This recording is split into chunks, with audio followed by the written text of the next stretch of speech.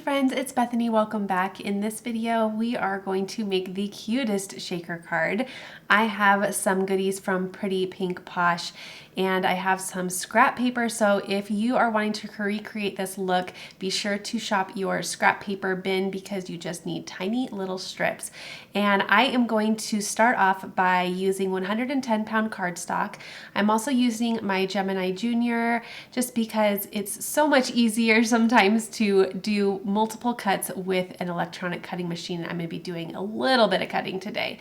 So this is what that die looks like, and I want to make sure I keep at least, I think I only keep one little dot to the eye, so I'm going to put that one to the side, and then I'm going to cut this out several more times so I can build up my shaker. How pretty is this? We're going to do something super fun and colorful. As always, we're going to bring in some fun coloring, which you know I always love. So I did end up cutting this out 5 times, and again keeping one of my little dot to the eyes. Now it's hard to see, but I do have a piece of acetate here, and I'm just going to trim this down with some scissors. If I send this through my die cut machine with this little high shaker die, it's going to cut out the word high as well, and I want a solid, let's see, hexagon? Yes, sorry, I had to go back to 5th grade for a second. I needed to make sure I said the right shape. But I want a solid hexagon for this, so I made sure just to cut it out by hand. Now I'm going to do the tedious task of gluing all of these pieces together, and I'm going to build up my shaker base. So what I'm going to do first is actually construct the shaker window. So one piece of 110-pound cardstock glued to my acetate, and that is what's going to create that window look. And then I need to build up the back side. So the back side is going to be 4 additional layers.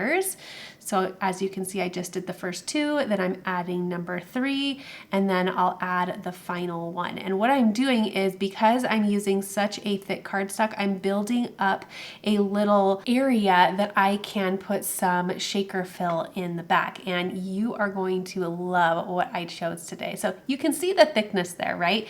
See how thick that is? So now those 4 additional pieces are going to go on the back side of that acetate.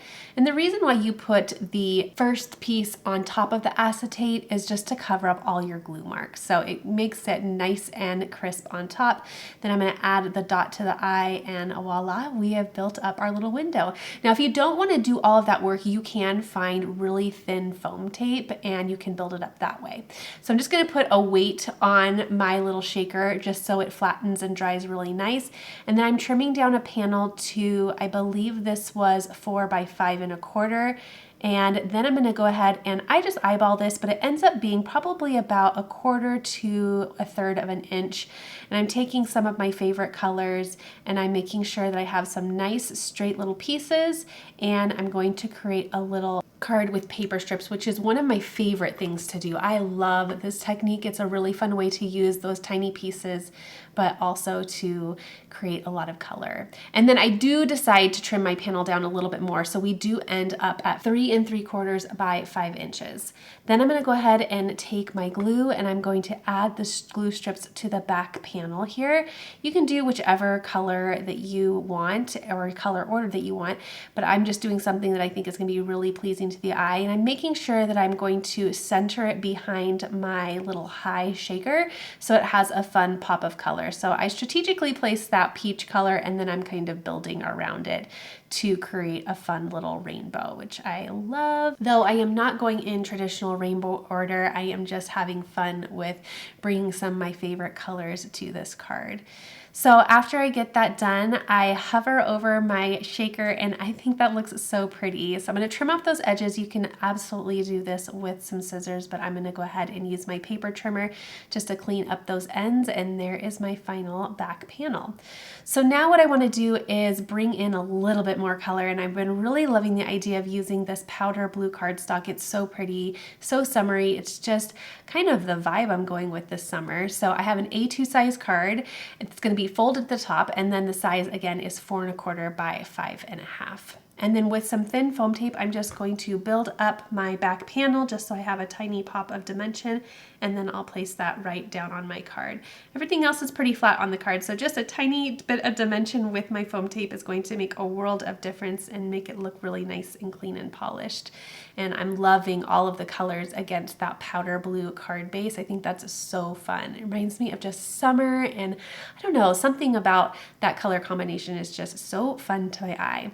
So now I have this really pretty star sequins that is just glittery overload. It is my favorite. I am buying it in bulk because I love it so, so much. And so what I'm doing here is, because I put that high on the back as well, I'm having to work around it. And as you can see, I'm trying to push the sequins out of the way so that I can glue that high down, until all of a sudden I started wondering, why do I even have it there at all? So if you go ahead and do the same card as me, go ahead and just use the hexagon surrounding part for the back side, but don't build up the actual word, because if you take the word out and you just have the surrounding hexagon, then you have a full shaker in the back that you can play around with, and it makes it much easier to place all of your little shaker fill within.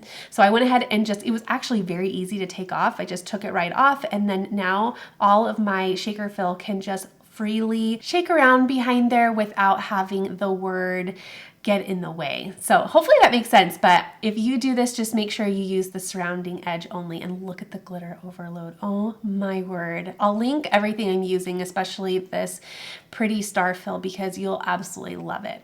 Now I'm using a really cute birthday stamp set that has some cute animals, and I'm going to list all of the Copic markers that I'm using to color this little cutie, but I felt like this card just needed something a tad bit more, and I thought this little fun puppy with a birthday hat was adorable. This card has already been so fun and glittery and festive that I thought we could just make it a birthday card. Why not? At the end, we're just gonna make it a birthday card. So now I will, of course, share all of the colors I'm using, but I'm gonna quickly use my Copics to color in this little cutie pie. And I'm loving this little kind of latte color puppy. It works so good with the colors that I already have present on this card, and I am just loving how cute he is. Plus we're gonna have just another fun little tone on this card. So I'm gonna end up coloring most of him this brown color, and then I'm gonna bring in my E31 just to darken up those spots, which is so nice and fun. And I love how the coloring turned out. I keep it really, really simple. I'm only using a couple colors here, and I'm being mindful to swatch some colors that are going to complement the colors on my backdrop with those paper strips as well. Of course, I'm going to color in those ears, nose, and the little cheeks. He turns out so cute, but I kept it super, super simple, and I am just in love with it. So I'll take a little coordinating die with some washi tape, secure it down so I can run it through my die cut machine. And you know my favorite part is seeing it all trimmed out. There's something about it that just makes my heart go pitter-patter, and I love it each and every time. And then with some foam adhesive on the back, I'm going to go ahead and place this little cutie down to finish off my card. Now, I did decide not to add any additional sequins or anything like that, just because when I do a shaker card, normally I just leave that glittery feeling, if you will, to the shaker aspect of the card, and I don't bring in anything more. So you certainly can if you'd like, but I left it there, and there's my final card. I hope you enjoyed this. Be sure to check out the description box so you know what I used to bring this together, and I'll see you in the next video.